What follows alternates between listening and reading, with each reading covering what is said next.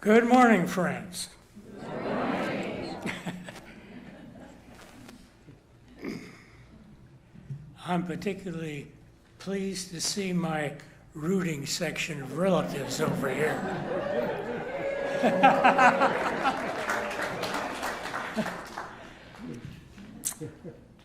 My father and my mother both lived to be 101.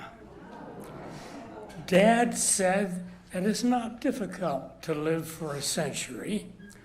First, just wait till you're 99, and then be careful.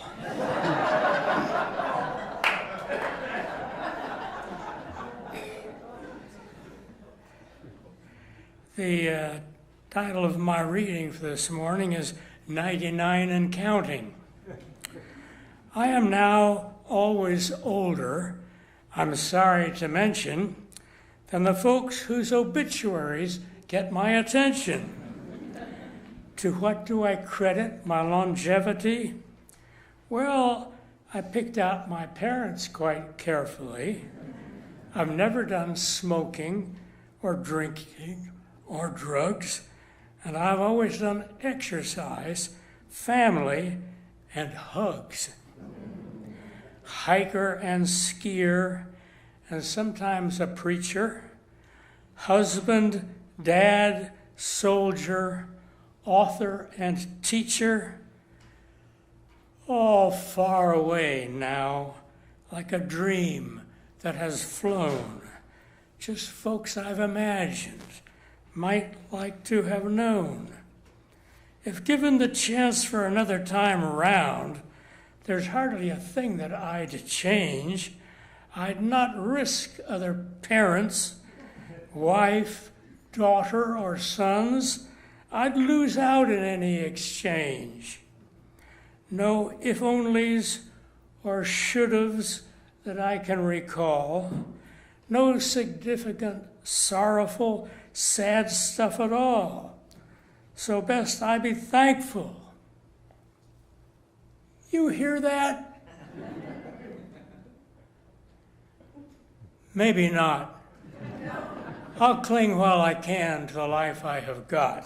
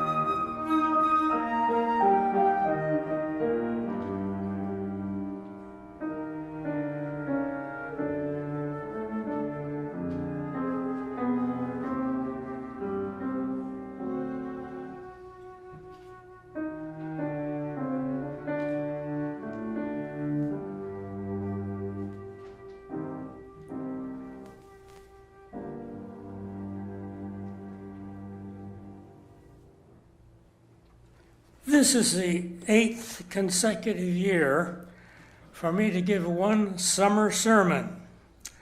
This will be my last for 2 reasons. First, next year at this time, I will be 100 years old. And as you know, the 8th UU principle states that when congregants reach 100, they are no longer required to give an occasional sermon in order later to be admitted to the UU enclave in heaven.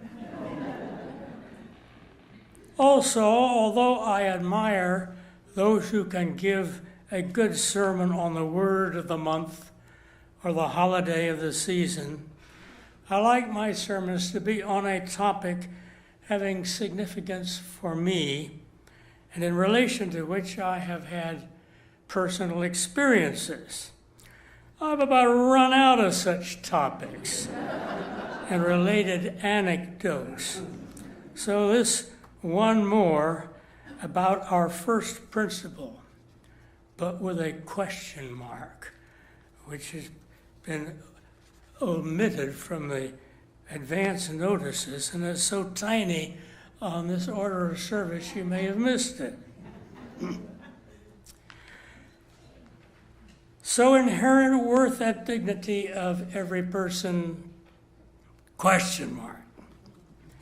We are frequently reminded that UU congregations covenant to affirm and promote 7 principles. They assert the inherent worth and dignity of every person, no exceptions. Urge equity and compassion in human relations for everyone. And they support justice, peace, liberty, and the democratic process for all. I note that no mention is made of honesty, trust, fairness, or kindness. Perhaps these are considered to be subsumed or implied, sort of, by the 7. In the summer 2014 issue of the UU World magazine, there was an article by a man called by his initial M, titled, "I Don't Believe in the 7 Principles." He explains that he does not believe in them because what they promote is not true, but only what we want to believe. Well, of course, Mr. M, if the virtues extolled were universally followed, there would be no need for the 7 principles, or the Golden Rule, or the 10 Commandments. You write that the principles are only visions of what we strive for. Exactly. And as such, they are valuable guides for our conduct. The title of your article is therefore poorly chosen, and its defense clouds the potential message that our conduct can be helpfully guided by them. It is hoped that the principles are usually followed both ways, me giving to others and others to me. When there is much disparity of need to receive and capacity to give, and if the giving of courtesy, appreciation, encouragement, help, or hope is unselfish and gracious, and the receiving is warm and grateful, then the principles have served well, even though moving in only one direction on each side. Food given to the hungry, shelter provided for the poor.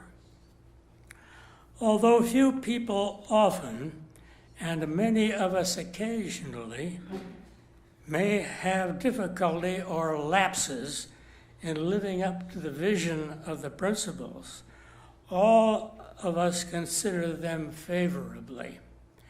However, some individuals, some institutions, and some national leaders, now and at all times in the past, do not and have not subscribed to them at all. In 1936, I traveled with my father to the Winter Olympic Games in Germany. Dad was a professor of chemistry, but had taken time out from science to be the manager of the American Olympic ski team. I was just there as his 17-year-old son playing hooky from a freshman semester at UC Berkeley. Back in that day, we did not fly over the Atlantic Ocean. We crossed by ship. After boarding in New York, the skiers gathered along the rail on an upper deck, far above the small group of well-wishers on the dock below who'd come to see us off. A spirited but inane conversation was shouted back and forth between ship and dock. The American ski team was not quite 100% made in America. Our ski jumper, Mikkelsen, had grown up in Norway. A man on the dock yelled, "Hey, Mikkelsen!"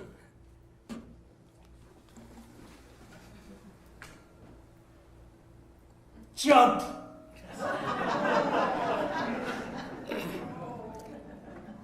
Mikkelsen looked down and hollered back, "I can't yump.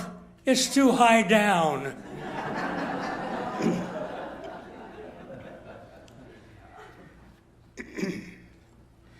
The winner of the ski jump event was another Norwegian who competed for Norway. He yumped very far with exemplary form and nary a wobble. The opening ceremony of the games was held outdoors in front of bleachers curving around the outrun of the big ski jump. My seat gave me a good view of Adolf Hitler.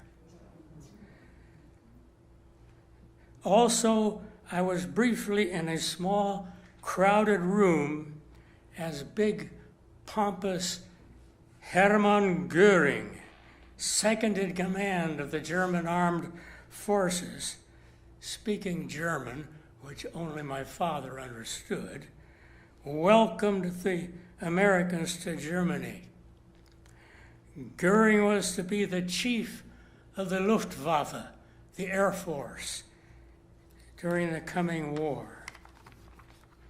Those two men, Hitler and Göring, and the generals of the Nazi High Command, would be responsible for the deaths, military and civilian, summed for all participating countries, of an estimated 43 million people, including 6,700,000 Jews. Altogether, 4 million more than the entire current population of California. The Nazis plundered art from museums in the half-dozen countries they had occupied. All art that belonged to Jews was confiscated. They did not consider this to be stealing because by army decree, taking it had been made legal. Imagining themselves to be connoisseurs of fine art, the two biggest looters of all were Hitler himself and Göring. Hitler planned a great museum of art in his name in Berlin. Göring had his own train of boxcars to transport loot for his private collection. I have read that at one time, cases of pillaged art were delivered to him in 45 boxcars. Toward the end of the war, the Allies assembled about 35 art dealers, art historians, and museum curators, together known as the Monuments Men, who were given the task of finding, safeguarding, and ultimately returning to their rightful owners the more than 1,000 paintings, sculptures, tapestries, and caches of jewels and gold that the Nazis had hidden in mines, caves, and tunnels, in cathedrals, factories, basements, attics, and in the ground. Books have portrayed Goering as conceited, pretentious, rapacious in pursuit of power and wealth, and as having no moral or ethical boundaries. The inherent worth and dignity of every person? Well, not quite everybody. The German soldiers were not inherently evil. In better times, I had skied and sung songs with some of them. But the commanders of the Nazi Wehrmacht recognized no worth and dignity in those they opposed, had no compassion, no vestige of acceptance. At a personal level, that took 3.5 years out of my life and killed or wounded 1/3 of the several thousand men in my division. In the end, Hitler shot his mistress and himself, unless one chooses to believe instead the alternative that he escaped to Argentina.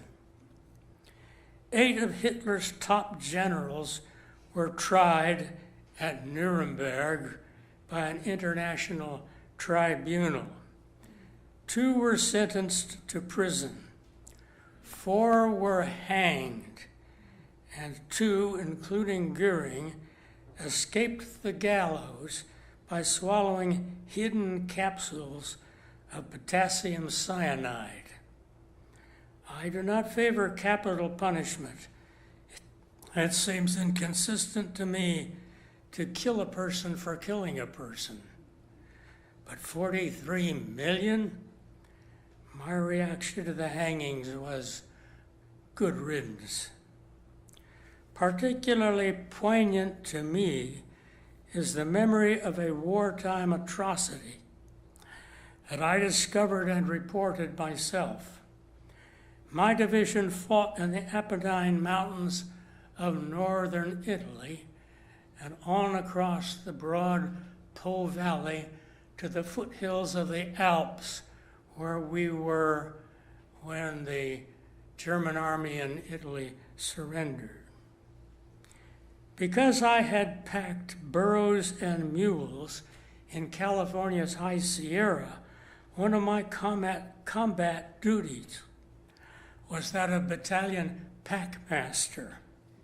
I supervised the use of 40 mules to supply ammunition and K-rations to units of the battalion on terrain too rugged to be reached by vehicles and 4-wheel drive. Our pack trains, led by Italians, moved only at night under cover of darkness. The artillery shells hissing overhead in both directions. By day, I scouted for trails we could use.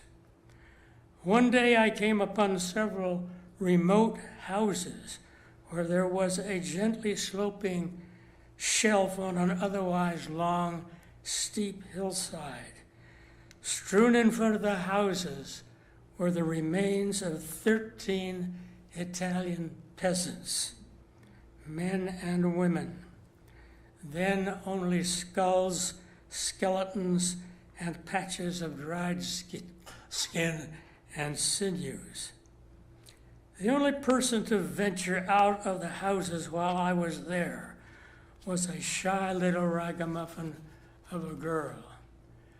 Watching me from 5 yards away, she whispered that the skeleton I was looking at was that of her Zia, her aunt.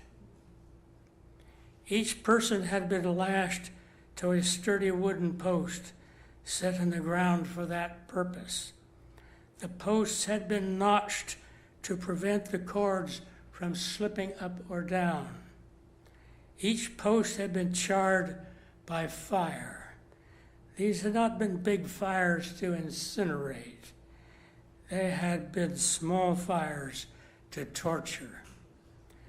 Ultimately, each person had been killed by a skull-cracking blow to the head. Perhaps they had refused to reveal the location and the operator of a radio transmitter. Just a guess. No compassion, no dignity. I do not surely know why the survivors had not buried their dead. However, it is probable that all of their able-bodied adults were among those who had been sent north to Germany to do forced labor in munitions factories. This pre-planned massacre required numerous men to implement, and certainly had been ordered by high-ranking officers. I ask myself, what would I have done had I been ordered to assist in such an atrocity? I hope and believe that I would have refused to obey, even knowing that if I did not do it, another soldier would. Even knowing that my refusal to follow the order might result in my own court-martial and death. Alas, however, I can be less sure that had I grown up in Hitler's youth organizations, I would have been so righteous. The melody of the German national anthem was written in 1797 by the composer Haydn. The words in 3 stanzas were written later by someone else. Since the war, only the 3rd stanza is authorized. It includes the words Gerechtigkeit, Einheit, and Freiheit, justice, unity, and freedom. During Nazi rule, only the 1st stanza was allowed. Deutschland, Deutschland, über alles in der Welt. No, crown thy good with brotherhood. Just an arrogant Germany above all else in the world. Was the fanaticism of the Nazis so different in kind from that of fans at a World Cup soccer match? As newborn babes, these torturers to be had about the same potential as we had to attain worth and dignity. Not anymore. No amount of mandated psychotherapy could, I believed, erase the acquired deficiency. Perhaps some souls are just not worth the effort it would take even to try to salvage them. Not everyone would agree, but Osama bin Laden, Heinrich Himmler, the head of Hitler's Jew-hunting secret police and fearsome Gestapo. Himmler was the other Nazi general who swallowed a cyanide capsule to escape being hung. Love thine enemy. If in this context, to love is stretched to mean to learn and understand his point of view, avoid antagonism, offer to consult and consider compromise, then yes. But I was unable to love even a little bit, those torturers, or those who tended the gas chambers and human ovens at Auschwitz and Dachau. Obedience can be forced. Respect and trust must be earned. Love must be experienced. When confronted by violence, interact if one can. If not, walk away if one can. Fight if one must. So there are exceptions, not to the desirability of our principles, but to the feasibility of their application. In saying this, I mean no criticism of the principles. Man is a social animal. We are all in life together. We need each other. It is crucial that we respect, value, and support one another. However, as there are exceptions to the acceptance of and adherence to our principles, so also there are intergrades. Worth, dignity, and compassion are graded values. It is not all or nothing. Our applications of the principles can also be graded. Minor to moderate infractions of law, consideration, fairness, or honesty on the part of victims of bad parenting, handicap, hardship, or prejudice should prompt us to make renewed efforts to teach by example and to assuage as best we can by following ourselves the UU principles and related guides to rightful interactive conduct. What of the German soldier we caught transporting ammunition in an ambulance? Clearly marked sides and roof with big red crosses to protect it from our fire. Not his fault. He was told to do it. Hold him until the end of the conflict, and then send him home to live with his conscience. What of the teenager who steals a gun from his uncle's cabinet, takes it to school, and shoots his teacher and classmates? What of the man who returns to the place where he worked until he was laid off and shoots his former boss? I'll return to them shortly, but first this. We old fogies in our men's discussion group are keenly aware of our aging. Death has overtaken several of us. We have discussed chapter by chapter George Vaillant's book, Triumphs of Experience, which reports the findings of the Harvard Grant Study.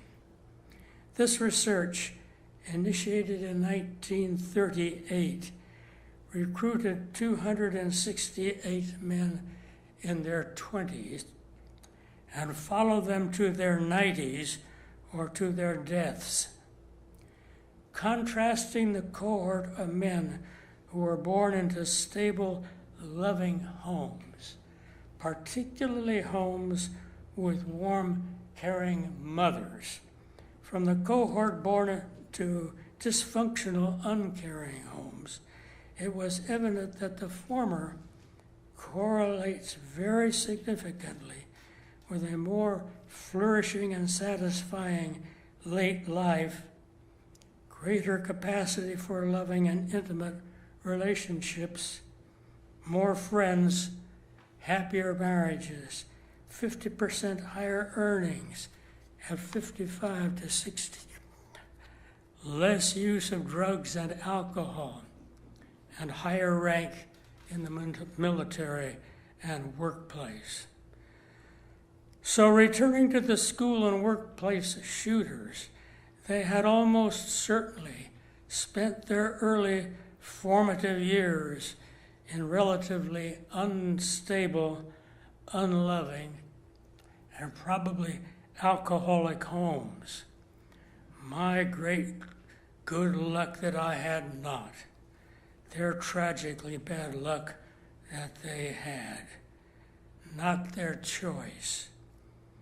This is more explanation than excuse. Not all children from such environments grow up to be violent. The shooters knew full well that their actions were wrong. Nevertheless, this consideration helps me to have some compassion toward them. If it is reasonable and practical to save their souls, do so. They need to be helped to learn belatedly how to love, trust, and respect themselves and others. I am not competent to make decisions in this difficult area. The challenge troubles me and is what brought me to this sermon. The Harvard Grant study offers some encouragement. People change over time. Individuals may overcome, at least to some degree, the handicap of a pejorative early childhood. A person's loving, caring third spouse may finally turn him or her around. An outgoing, accepting roommate, a concerned, attentive mentor, an appreciative, helpful colleague, all might trigger the awakening of dormant values. I started with examples of perpetrators of hate and violence to make the point that worth and dignity are graded values, which rarely can be nearly lacking in a small fraction of unfortunate individuals. Virtually all the people we know, you or not, do try to follow our principles. Also, nearly all the folks we don't know, including those with limited funds or schooling, and the homeless. I admonish myself to notice the good in others, particularly when it is partly hidden by reticence or a quiet nature, or is made unfamiliar by educational, racial, cultural, or religious differences. Regardless of such inherent worth and dignity as each of us may have, we still all need recognition, appreciation, and encouragement from others from time to time in order to grow and prosper as social beings. Let us nurture each other in this way. Accepting and appreciating others is an opportunity and responsibility we owe to one another.